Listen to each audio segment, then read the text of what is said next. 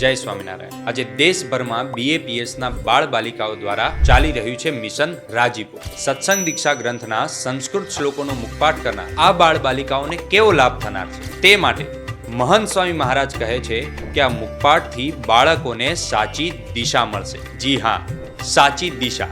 સત્સંગ દીક્ષાનો 210મો શ્લોક આ બાળ વિદ્વાનોને શીખવશે કે વિદ્યાર્થીએ પોતાનો અભ્યાસ સ્થિર ચિત્તે, ઉત્સાહથી અને આદર થકી કરવો, પોતાના સમયને વ્યર્થ કર્મોમાં બગાડવો નહીં। ગ્રંથનો 215મો શ્લોક શીખવશે કે પોતાને અવશ્ય કરવાના ઉદ્યમ વિશે ક્યારેય આળસ ન કરવી, સર્વે સત્સંગીઓએ સર્વે દુર્વ્યસનોનો સદાય ત્યાગ કરવો।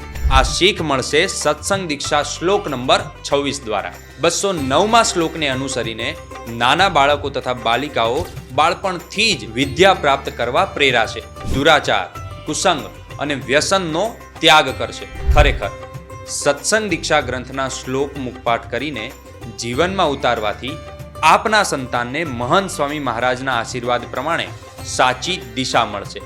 તો હવે મુખપાઠ કરાવો જોરદાર, તો ફાયદા થશે અપરંપાર।